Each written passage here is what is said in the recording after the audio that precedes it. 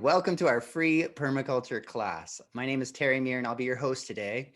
We at Sustainable Kashi are very happy to be able to provide these classes in order to connect us with each other and to our ecosystems. If you want to learn more about our project, please go to sustainablekashi.com. Today, we are super excited. We're talking about transitioning your lawn into a microfarm. And we have with us Caroline Chomanics. She is a passionate horticulturist in the Central Florida community. She has a degree in Landscape and Horticulture Technology. She's also the program manager for Fleet Farming, and Fleet Farming is an amazing program, so I'm really excited to get into some of that. And she also is the Chief Administrator Officer for Ideas for Us, also an amazing program. So welcome, Caroline. Thank you so much for being with us, and I look forward to hearing all about what you're doing. Thank you. I'm really excited to share. I think that transforming your lawn is reutilizing something that we don't really think about in our communities as an asset or a resource, and transitioning that or transforming into it being something that people create a community around and use as part of their way to feed themselves. So I'm really excited to be talking about this today. So today I'm going to be talking about transforming the average American lawn into a productive micro farm. And so Fleet Farming is a program of Ideas for Us. Ideas for Us is a 501c3 nonprofit that focuses on environmental education and eco-action events. Every month, we talk about a different focus area of sustainability with subject matter experts. And at the end of the month, we engage in an eco-action project together. These eco-action projects are associated with 5 focus areas of sustainability: energy, water, food, waste, and ecology. Within that, we may be doing projects in shoreline restoration, like native landscaping, ecology, like mass tree plantings, waste audits, and creating zero waste lifestyles, creating solar energy workforce events, as well as urban agriculture, which we're going to be talking about today with Fleet Farming. So Fleet Farming was a concept that started in 2014.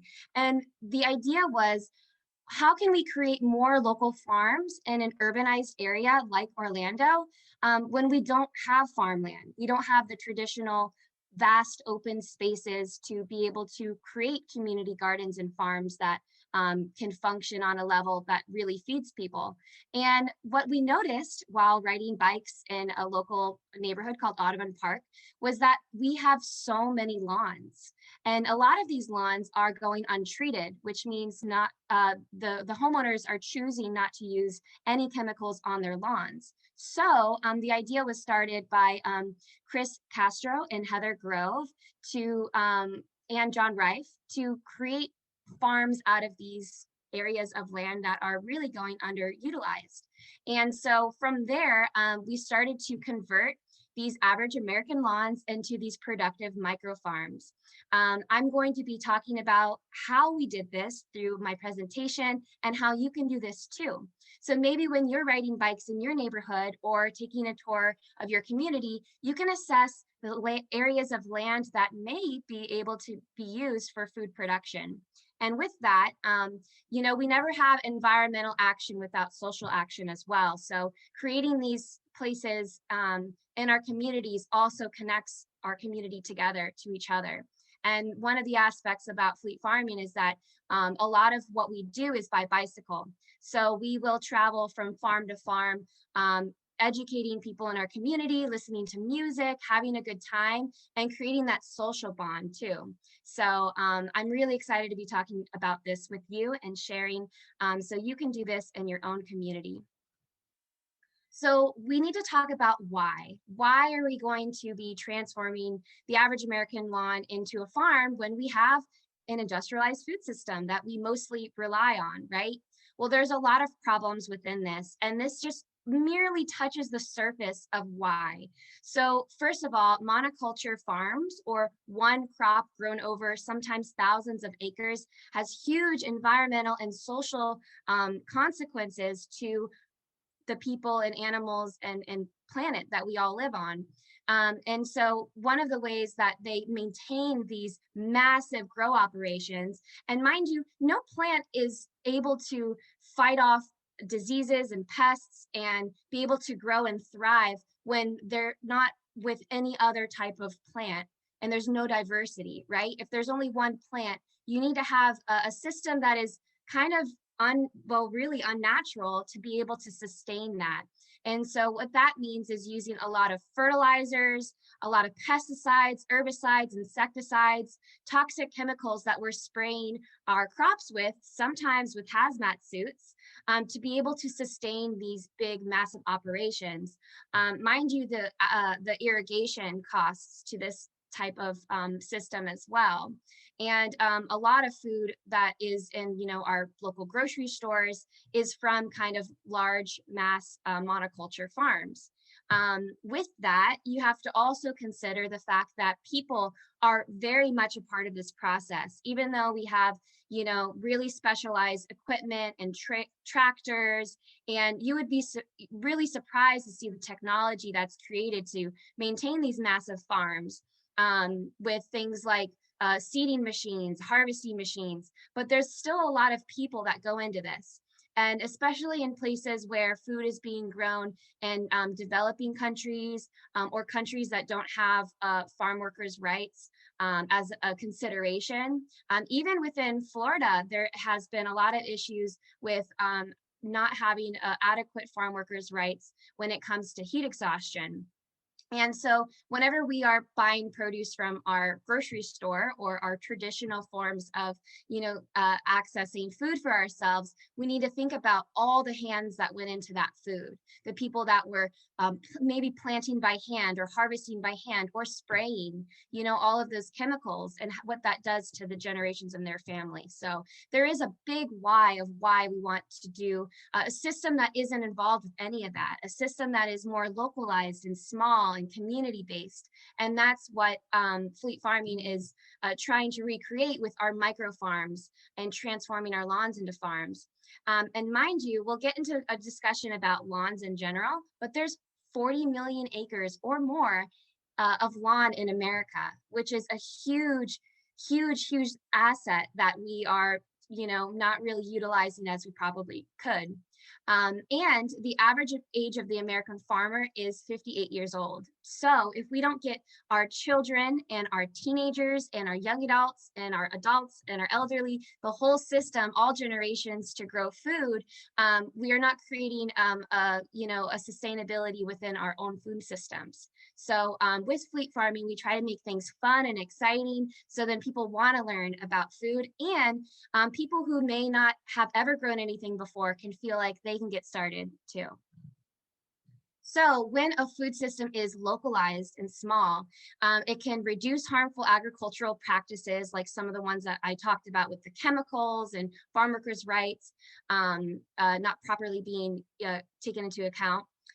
It can help to improve access to healthy lifestyles, especially in areas like food deserts. Food deserts are areas where people don't have access to as much healthy, fresh fruits and vegetables as other areas in town.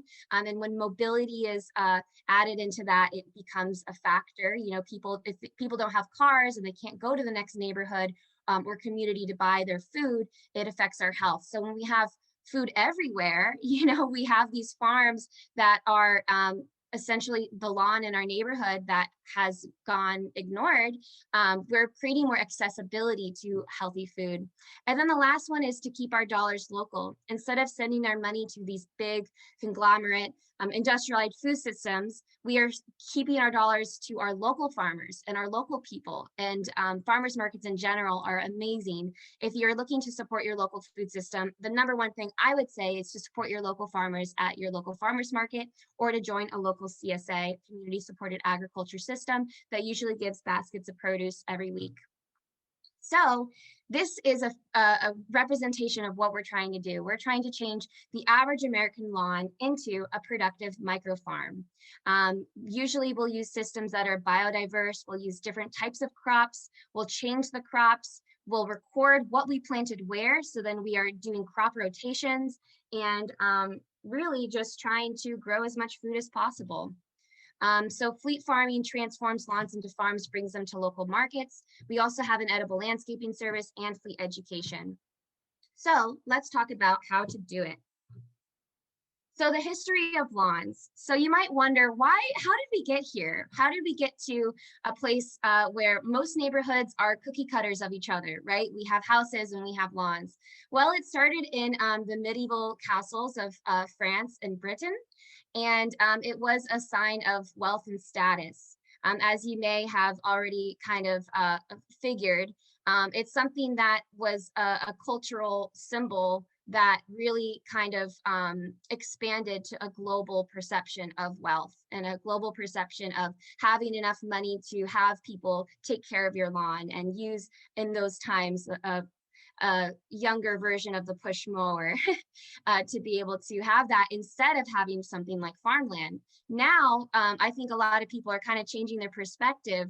They're seeing more wealth as in growing food and having enough money to have these systems that can be supported by maybe having some chickens or having people come and help you out with your edible garden. So this is where we came from, and this is where we're at today. So as mentioned, we have 40 million acres of lawns in America, and they can require, there's certain EPA reports, 30 to 60% of a city's fresh water.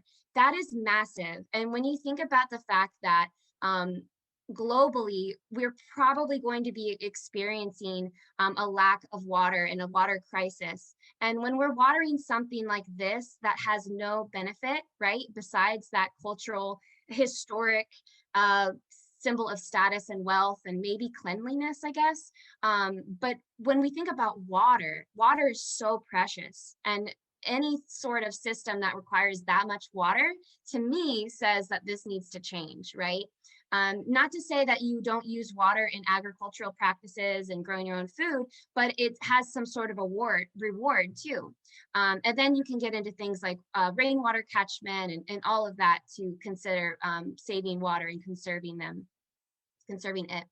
So also it can require heavy fertilizers that have nitrogen and phosphorus. Something that the Florida community experiences is toxic algae blooms that can be inspired by the presence of nitrogen and phosphorus in our waterways. So in our waterways, we'll usually have like a layer of muck that starts to grow in algae, and it creates something in the water that it doesn't help the plants to grow because it's really cloudy. There's more information and more science you can look into it, but the real thing I want to get across is that, these fertilizers and these additives are, first of all, unnecessary, and they can have some harmful consequences on our waterways and to our ecological systems. They can also encourage the use of toxic herbicides and pesticides. I know in my own community, I see people, on a Sunday morning going out with their basically poison and spraying it in certain spots on their yard. It's just something that's unnecessary that people don't need to expose themselves to, and we don't need to expose our environment to, really. It can also occupy land that could otherwise be used for growing food and native landscaping, and lawn maintenance releases greenhouse gases such as with the fuel needed for lawnmowers. So there's many reasons of why we want to transform our lawns into a farm. So let's learn about how to do it.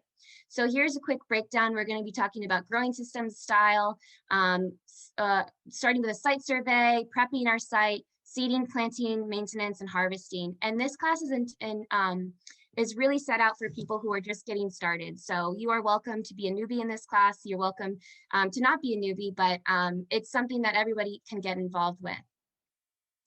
Also, when you have these types of systems and you start to think about your land in a different way, it can be an opportunity for family engagement. So you can have something like native landscaping and pollinator gardening. You can support birds. You can get into composting, of course, growing your own food, backyard camping, collecting rainwater. It just opens it up for so much more than just a lawn, right?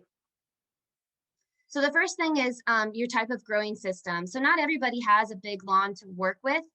Some people may prefer to do something like a container garden. Container gardens are great for people who are living in small spaces. You can still garden, you're not excluded. And here's a cool example of someone using a shipping pallet and different sizes of containers to get started. You can use a window box. You can use something like cement blocks. If that's all you have, wouldn't recommend it, but if that's all you have, you could make something really cool out of it. And just getting started with whatever you have. Also, you have the versions of in-ground farms. So this is what we use with our Fleet Farmlets program, where we basically had a flat area of land, but we created mounds of dirt, planted, or soil, I'm sorry, planted those mounds within our seasonal seeds. And then we use drip irrigation to keep it watered. And we'll have a whole watering section later. Or you can determine if you would prefer something like raised beds. There's different ways to do raised beds. It doesn't have to look just like this, but it can be a little bit more tidy in your garden. So really, there is a horticulturalist that said, Dr. Henry Nehrling said, show me your garden and I will tell you who you are. And I think that really shows through is that, you know, it can look however you feel your yard should look. If it's in rows or raised beds, or maybe something more wild like a permaculture garden. So we're big fans of Orlando Permaculture. They're the local experts in our community. So I would suggest to check out your local permaculture group to see what kinds of opportunities that they have for you. But basically in a permaculture system, permaculture is more of like a lifestyle. It's more than just planting, but these systems typically have plants that are more longer term mixed with more annual or biannual plants. So here's just some examples of things that we use within our own Central Florida community in permaculture designs. But maybe you can check out another Sustainable Kashi class about permaculture. So really what we like to do first is to observe. So is your lawn, does it have sandy soil? Does it have loamy clay soil? It really will determine how the water will affect as it flows down out of your mounds or raised beds or out of the different systems that you're going to be growing on top of the space. Another thing to consider is the hydrology. Maybe like in the first picture on the right-hand side, maybe there's certain dry spots or wet spots, and you can use those in planting. So maybe if you have a spot that's kind of dipped down and lower and wet, you can plant a plant that really likes to have more moisture, like maybe something like a banana. And if it is more dry and just really, really, really dry, you might want to consider using more of a mulching material to retain moisture as you're growing in your system. Another thing is light. So all of our farms are basically full sun, if not mostly full sun, just because we want all around growing capacity in our spaces. But there are different crops that you can grow in partial or shade. So it's just doing some research in your area, but being aware, you know, sometimes I feel like we think that we're bad growers, but it's just being aware of the right plant in the right place, if you will. And the next thing is wildlife. So say you have a little lawn and a tree next to it, and you want to get rid of the tree for your edible garden next to it. Well, that tree might be home to your local birds, or it might have some fruits that the birds are visiting, or have some sort of like wildlife or ecological aspect to it that makes it valuable. So I would consider keeping that tree and maybe moving your garden to another space. So just being very aware of where you are. Having access to a water source is important too. Maybe if you're starting a farm like the ones I'm going to be considering or sharing, you would want to have your water source closer to the house and your garden closer to the house as well. So then you can make sure that you're going out and watering it every day. And having just general access to your garden will make it be part of your lifestyle. Every morning, every night, you are having a relationship with your yard. And it's not just something that's far off in the distance that you visit every once in a while. The next thing is structure. So there's so many different ways how you can structure this as well.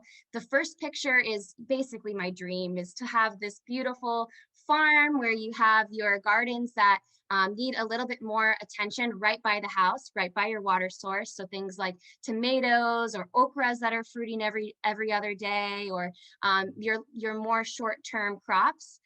Followed outside by your longer term crops, maybe things like your root crops or things that take a little bit more time. And then outside of that, you get the accessibility is decreased, but you might want to keep things like, if you wanted to get into animal agriculture, you keep them more away from the house so they don't smell. So really, there's so many different options for this. This is just the intention of this slide is just to inspire you of what it could look like. And then on the right-hand side, you'll see the raised beds. This person used every single inch of their front yard, and I have to applaud them for that. They're using a row crop in the front. They're using raised beds. They're using trellises, and it just seems like a very clean cut garden that's growing a lot of food. So I think that that's very inspiring. So another form of structure, my best friend Michelle taught me this one. Basically, on the side of the road, you might find something like logs, and these logs can be turned into raised garden beds if you would prefer that over maybe a more processed form of raised bed like a cedar that is long lasting, but it does, you do have to cut down a tree to be able to have those raised beds. And there's just different options available. I like the row crop idea too. I personally like to cardboard and mulch in between my row crops in order to keep some tidiness.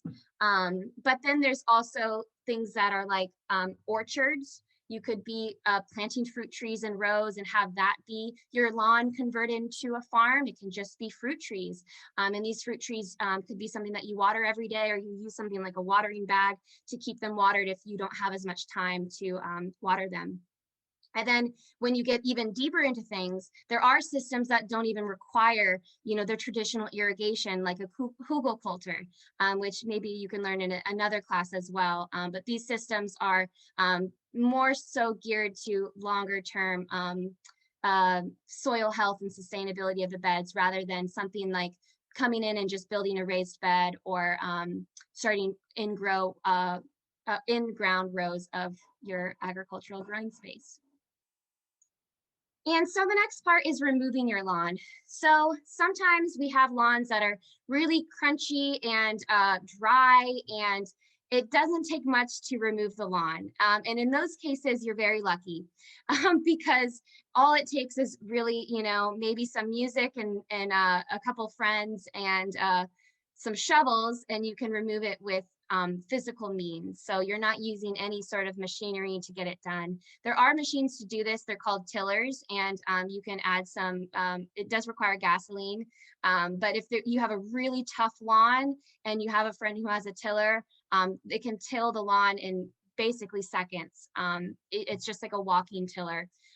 The second option is solarizing. So basically just using a big tarp, securing that tarp on all edges with something like bricks. So then you are removing the oxygen from the grass, and the grass will start to die. And then underneath that grass, it will become dry and easy to remove by tiller or by shovel.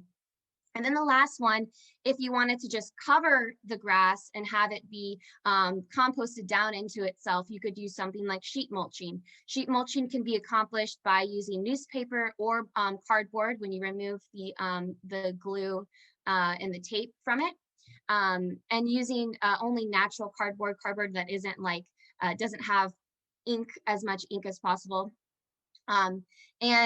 Basically you just lay it down, you add your mulch on top of it, and then this can be the base of you starting your own farm. It's good to mention too that mulch can be provided for free in some places.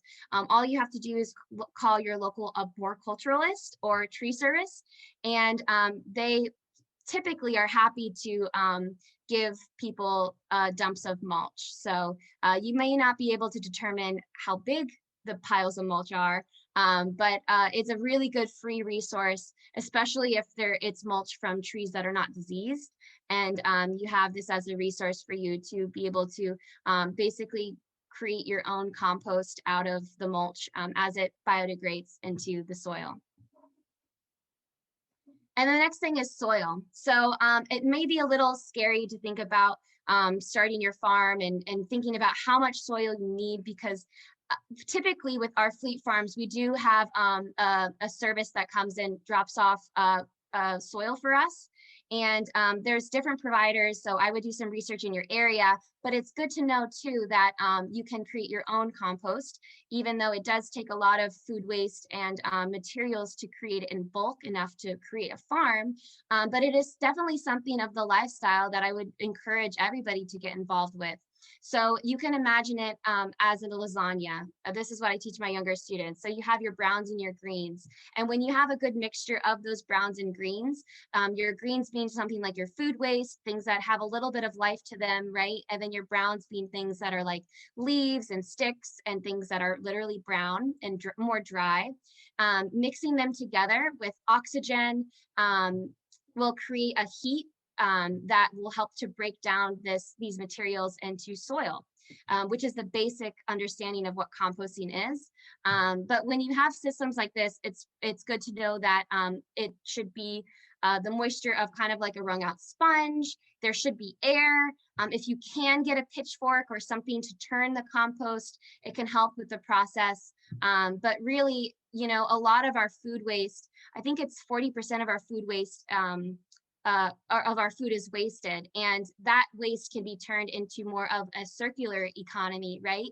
Where we have our waste product being going into something that is creating food in this case. So I would consider getting into composting. And a little tip too, I put a bin in my freezer, and instead of having, you know, like stinky, rotting food on your counter all the time, you can just put your food into that bin in the freezer, and then when it fills up, you can put it into your composter. So there's different methods of composting. I really like the first picture.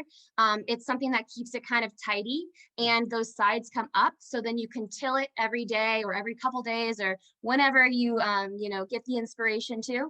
And it keeps them in these little pins. And over time, you can move them from bin to bin when it's ready. You can even use something like a sifter that can help to remove some of the bigger items from the finer particles of the compost. Or you can buy another system online. Some cities, like in Orlando, they give them out for free, which is kind of like the second photo. The fourth photo is of a tumbler. So that is how the air is added to these systems. And the third photo is of a vermicomposting cute little composter using worms to break down your food waste. And there are local experts that do this for a living. So O-Town Compost is the one that we would recommend for people who live in Central Florida. And then soil amendments. So soil amendments too can seem a little daunting because it's kind of like, how do you really know what's going on in the soil, right? And my answer would be to take a soil test before you get started, just to know what's going on. Even though you're going to be adding some soil to your systems, it's really good to know where they stand. So something like a local university might have a soil program like the University of Central Florida to test your soil. They'll usually have different tests available, maybe one that's more just pH, so to see how alkaline or acidic your soil is, or something that's more advanced, which is what I would recommend, so you can see the macro and micro elements that are in your soil. So that's N, P, K, nitrogen, phosphorus, potassium, and then some of the other ones too, like molybdenum and zinc, copper, etc. So once you know your soil level or where you're at with your soil, you can determine which amendments you should be adding. And even if you don't take a soil test, I think there's some amendments that are pretty good for a lot of soils. One of them is worm castings.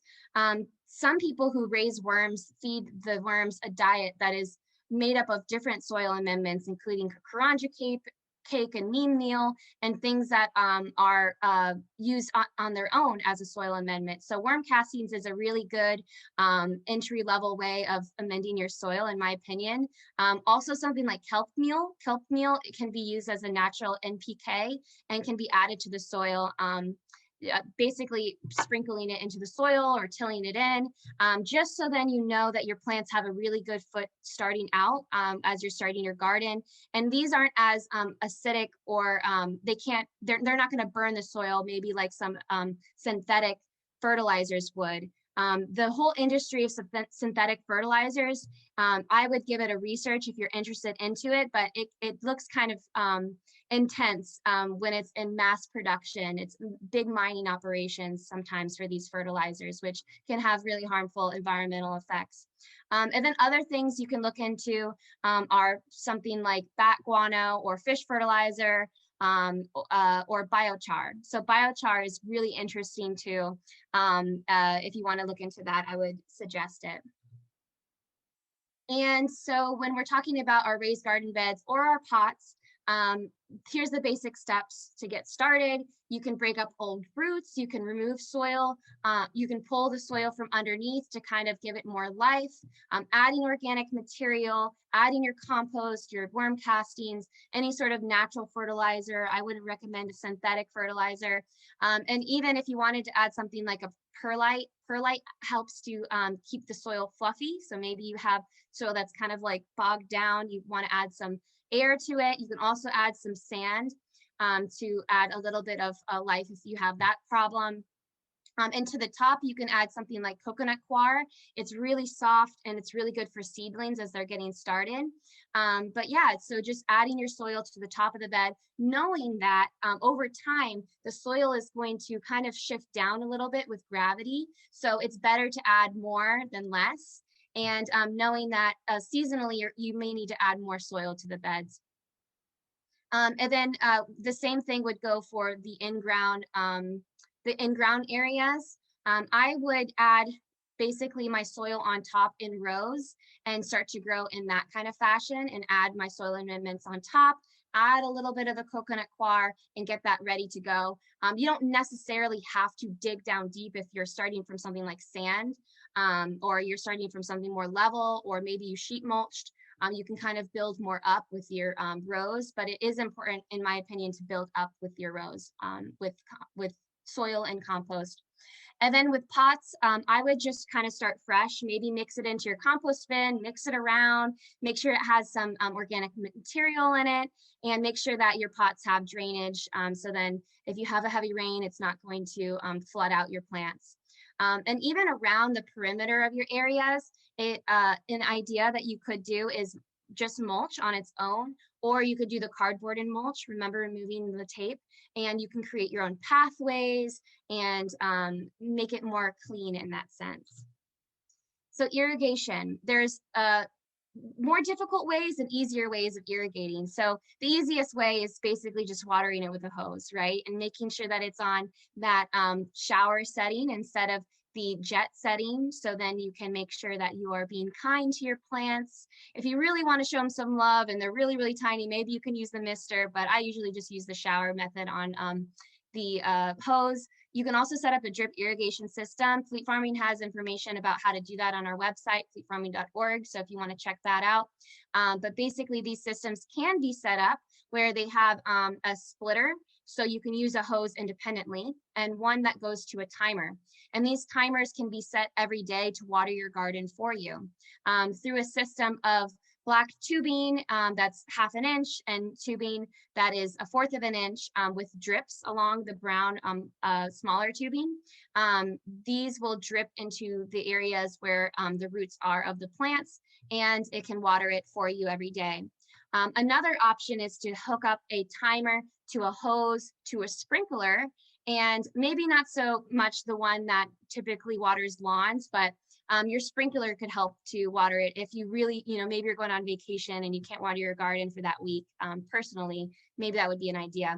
And then the last idea is an Oya. So we use something, these Oyas are basically ceramic pots, and the ceramic pots are buried into the garden bed or the area and filled with water. And then over time, they can release water out of the sides of the Oyas. This is more so effective for things that are kind of like larger, like transplants, rather than little baby seeds that are on the top soil of the garden, but it's a good option as well. I like hand watering personally. If I were to choose out of all of them, I just like giving them my love personally. And here's just some options for the Central Florida community of what we like to grow. We grow all year long, so maybe in the summer we'll use things like watermelon and pumpkins to be kind of the sprawlers and the crawlers of the garden to protect the soil from the sun in the summer, or something like cowpeas to replenish the soil. But really in the fall and spring, depending on the crop, we generally grow some of the same things like our tomatoes, eggplants, peas, beans, turnips. There's so much. And then all year you have your fruit trees, which is why I love fruit trees so much, because any gardener can grow a fruit tree, in my opinion. As long as you plant it in the right place, you keep it watered, and it's the right variety for your area, it's something that's easier to maintain than a whole gardening system. And then some of your perennial spinaches and other plants that are more there all year. A resource that we have for Floridians is the University of Florida has an IFAS extension program that has every month they have a calendar of what you can grow for North, Central, and South Florida. And I love this. I think this is great for newbie growers to be able to get started. Here in Florida, we're heading into February. So things that we would consider to plant seeds of would be things like beans, cantaloupes, cucumbers. So excited for cucumber season to come back. Okra, onion, peas, radishes, squash, turnips, watermelon. So there really are so many things that you can grow, and we would encourage you to grow a diversity of things. So we're not just growing a monoculture or one crop, we're growing multiple crops. And with that, you can consider something like companion planting. So companion planting is a system. Some people call it a folk science. I just think it's a really good rule of thumb for people who are maybe, like I said, getting into gardening to know what goes with what and what do I plant where and how do I grow it. So companions basically means plants that just typically do well together. And things that aren't companions are things like tomatoes and potatoes, for instance. They both require the same amount of water. They both require, they're heavy feeders. They need more nutrients. So they could compete if they're next to each other. Also, some plants, when they're planted next to each other, can attract pests more than others. So if you, there's a book I'll mention later, it's called Carrots Love Tomatoes. And it's a book that has a bunch of different combinations of companions and not so much companions. So then if you're trying to find out what plants to plant with what, I think it's a fun guide to be able to share information on how to do that. An example of that is in these 3 different garden designs that we have through our edible landscaping service. So we have things like basil, marigolds, nasturtium, tomatoes. They're all in a system that works well together, right? The basils help to create the aromatic to prevent things like squash bugs coming to your tomatoes. The middle picture is a mix of herbs that all are living together in harmony because they just typically grow well together. Things like your lemon balm and mint, they might try to take over. But for the most part, these are plants that do well planted together. And then the last one as well, the eggplant. The eggplant gets along with the peppers, oregano, beans. So there's more science to this if you're interested to learn more. But I think companion planting is really good for people to get started on knowing what plants to plant with what. And here's an example of it. So you might be growing something like the Sweet 100 tomatoes in the middle, and this is your star crop. This is really what you want to grow in your garden. You have them spaced out properly, like in this picture. Even like in this picture, the trellising method. So they have 1 pole per tomato plant, and for a plant like this, I think it's a pretty good idea. So basically, as the plant gets taller, you will tie like a twine to help the tomato grow taller. And tomatoes are companions to something delicious like our sugar snap peas. So you could be growing the sugar snap peas as well in these growing systems. The sugar snap peas would add the nitrogen to the soil and help them out. And then also you have a beautiful African blue basil that could be planted in between the tomatoes to help with the aromatics and to help prevent pests, but also to invite insects as well to be the pollinators of your tomatoes. So they have these beautiful flowers and they're always with activity, always with bees. So it would be great to plant them together. And then also for the pollinators is dill. Dill is a companion to all of these plants and can be planted interchangeably. They have these gorgeous flowers, and I just think this would be a really good example of a garden. So local Florida sources for seeds and plants.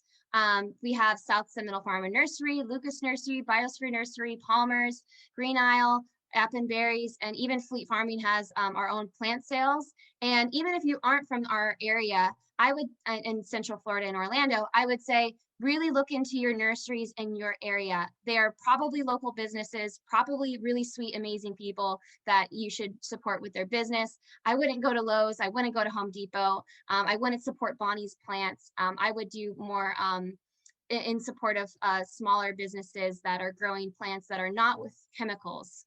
So no chemicals used, or at least a limited amount of chemicals, maybe in the form of a synthetic fertilizer versus an insecticide. Sometimes Lowe's and Home Depot will even spray their butterfly plants, which is ridiculous. But yeah, the next thing is fruit trees. I would encourage you to at least plant one fruit tree in your yard. They are pretty low maintenance, and they have a major reward in my eyes. One plant that I love for Florida growers is mulberry. It's my favorite plant in the whole world. It is the black mulberry, and you can get it at some place like A Natural Farm, which is a local business. And also that picture on the bottom, that's what a water bag looks like for trees. I don't recommend it as much as just watering the plant in. Basically, you make a hole 3 times as big as the root ball of your tree, and you can mix in the soils that are already there with the soil that you get in the pot of your fruit tree. Make sure to water them in really well. Read up on your plants, see what they like. See what kind of soil amendments maybe you can add to them, or companion plants. And yeah, you'll have the reward of your fruit trees and your fruit. The next thing is seeds. If you're doing like a major farm, and we buy from Johnny Seeds, but there's also regional seeds available, something like Baker Creek Heirloom Seeds. If you can't find a local seed provider, I would go for seeds that are organic, non-GMO, fair trade, all of those keywords I would look for purchasing your seeds. And yeah, there's different ways to plant different seeds, but a kind of a rule of thumb is plant the seed 3 times as deep as they are long. That's what I use for my students. Make sure that the seeds are kept moist. Remember, they're dormant plants, right? So they need that moisture to be able to start to grow. And avoid watering at the hottest parts of the day, so then you can promote more root growth, and store your seeds in a cool place, cool, dark place. Some of my seeds I've kept outside and they've gone bad. So I think it's just good. You don't have to keep it in the refrigerator, I don't think, but in a place that's at least cool and dry. And then maintenance, it's a verb. Gardening is a verb. So every day I go in my garden and I weed it. Well, weeding, the words weeds is a derogatory term for plants that we don't know, but maybe removing the pioneer species that are in your growing space. I also will add a handful of mulch here and there around the base of plants that I that I think need a little bit of love. Maybe I'll go in with some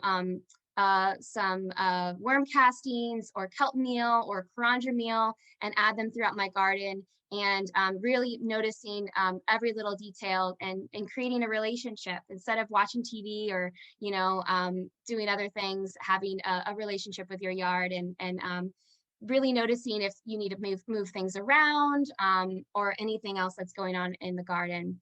There's some tools that I really like. This on the left-hand side is a scuffle hoe. It has, it's kind of like a horseshoe, well, like a closed horseshoe, and it has a blade on the bottom. So maybe if you're more elderly or you can't bend over as much to quote unquote weed your garden, you can use this to cut the roots from underneath your plants.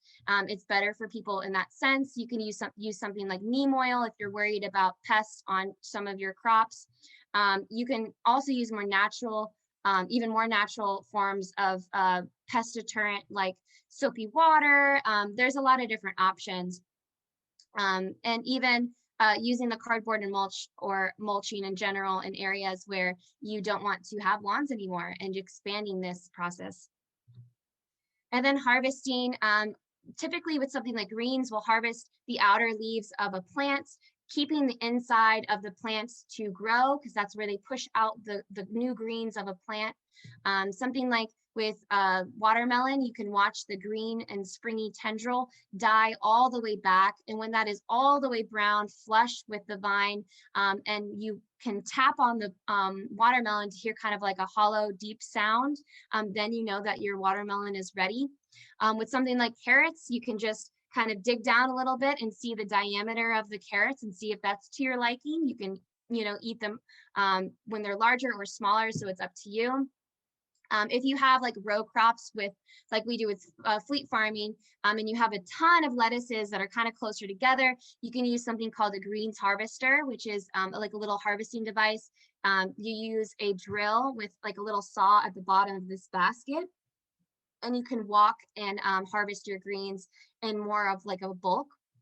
And then the last thing I would just mention is refrigeration. So, and keeping your crops cool. So on a really hot day, like we have here in Florida, I would have a bin with a lid kind of like catty corner to kind of try to hide my greens from the sun as I'm harvesting them. And then as soon as I'm able to, I'll run them over to a fridge to get them cool, so then they don't get wilted, right?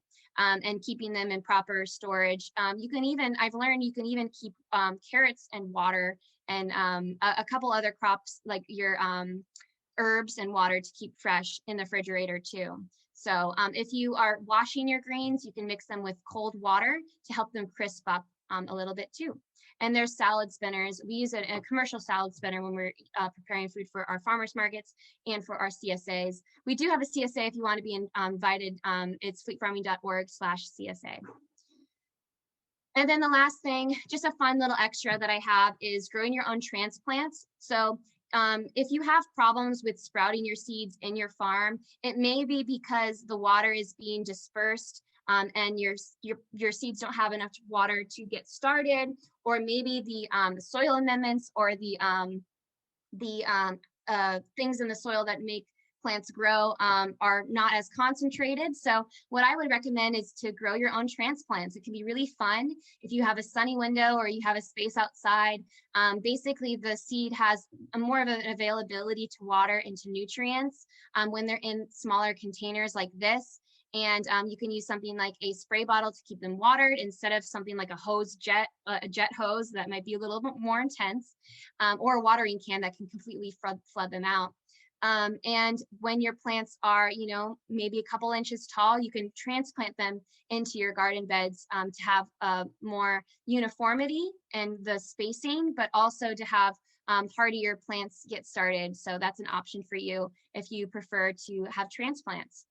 And then also, I would totally recommend flowers. Having some sort of flower in your garden, whether it's a native plant, which is great. Native plants, in my eyes, are even more important than growing food because, our habitats are being destroyed every day. So I think native landscaping is king. But also to have some maybe edible flowers or pollinator guided flowers in your area, something like marigolds or nasturtium with those spicy, delicious flowers. My favorite, the dill with those beautiful blooms. Something that's really good for Central Florida is things like zinnias. They just grow really well. They're gorgeous. And sunflowers. I grew one sunflower and I've been growing from the seeds ever since. You get hundreds of seeds every time, and it's really rewarding and easy to grow. We do have a free gardening guide online on our website, fleetfarming.org, if you want to check it out. Here's some books that I love. The first one was written by Robert Bowden, who is he is the garden manager of Blue Gardens here in Central Florida. It's a really great book for anybody who's growing fruits and vegetables. It has breakdowns in every single vegetable. The middle one is where we got our inspiration for fleet farming. It's called The Urban Farmer by Curtis Stone, and he does it better than anyone, really, where he has market gardens, where he uses as much of the growing space as possible to grow tons and tons of food. Very inspiring. And then the last one is that companion planting book that I love, Carrots Love Tomatoes, and it has all those different combinations of what plants can go really well with each other. YouTube. So sometimes I like to put on a YouTube video to get hyped to go in the garden, to get started. And here's 3 of my favorites. We have Epic Gardening, The Urban Farmer, and Growing Your Greens. All really great people that have really interesting insights on growing. local clubs for the Central Florida community. We have Orlando Permaculture, Central Florida Fruit Society, us at Fleet Farming, the Florida Native Plant Society, or a plant society in your area. You can get a degree in plant science through Valencia College. And if you want to come weed a garden, you can come to my house. And you can check out the Facebook pages of all these different groups too. We usually, during non-COVID times, have farming available to our community. So we have what's called a swarm ride, where we'll have a bunch of people on bikes. We'll go from house to house. We'll teach people how to farm. We'll listen to music. We'll eat some food. And it's a really good time. So you can check out our Fleet Farming Facebook page for more information on that. We do have plant sales as well, where you can request certain plants for us to grow or that we have in stock. Check that out. Follow us on social media, Ideas for Us and Fleet Farming. We have some pretty beautiful websites and YouTube channels as well. So for Ideas for Us and for Fleet Farming. And we have an edible landscaping program that you can check out if you're local. So that's all I have today. And I will bring back in Terry and Amy to have the rest of the discussion. Wow. Thank you, Caroline. I am so impressed with how thorough your presentation is. Thank you so much. I actually had some questions and you answered 90% of them. So I did have one question. And one of my favorite things to see when I am riding my bike through a neighborhood is I'll see a person on their front lawn and they're just watering their lawn. And you can almost see this like pride they have in their lawn, right? And I started thinking of like victory gardens and how that pride shifted into food. So I wanted to ask you a story and having to do with the community. What is your favorite story or recollection that you've seen of that affect a lawn to a micro farm affecting the community and kind of creating that space?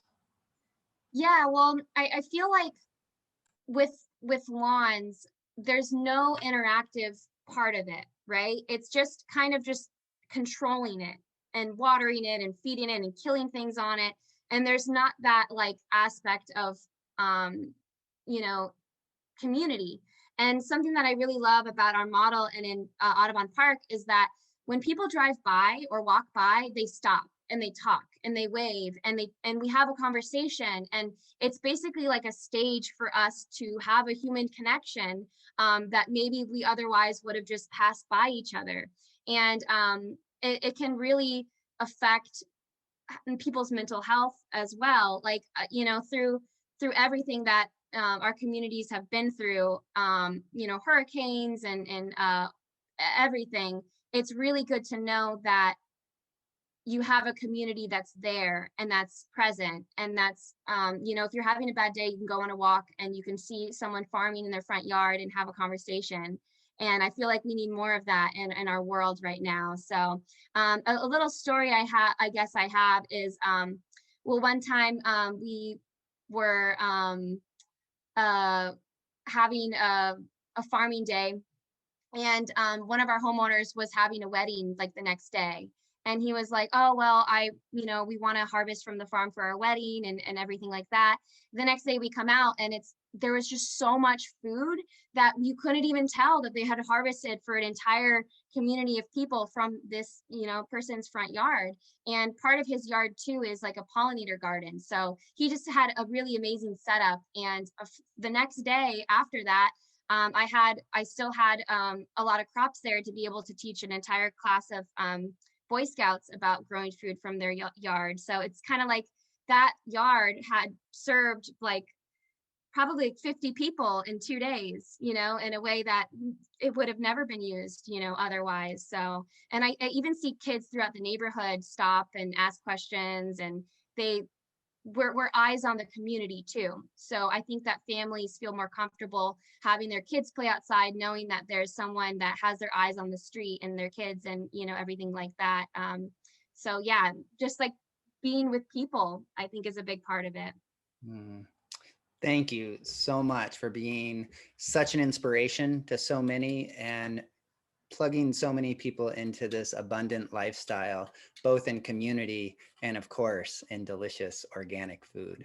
It's wonderful to hear your story and all the work you're doing. If you're watching this and you want to talk about the biggest takeaway from the class, please join us on our Sustainable Kashi community page, where we'll be talking about changing your lawn into a micro farm. So feel free to post all your questions there, and we'll make sure we try and get them all answered. I want to thank Amy Zelt for being the production genius on all of this, making sure everything works for us. It takes a lot of moving parts, and thank you very much, Amy, for making all those moving parts happen. This is a donation-based call, so please, if you got anything out of it, your donations help us keep moving. So please donate. The link will be below. We'll also be posting this video on YouTube, so you can watch it later in case you want to get more out of this information-packed video. Thank you so much. Thank you. Thank you. I see our greatest wealth located in our communities. It's a food forest is successful because of the way each layer supports the other ones. So when we create systems that support each other, the whole systems become stronger. So I see these lawns into micro farms, into food abundance, into social community havens. I see that making us all stronger. And the more we listen to these conversations and the more we honor and respect these relationships, I believe we'll all flourish into abundance together. So thank you everyone for being part of this work, and we look forward to seeing you next week. Yeah. Bye everyone.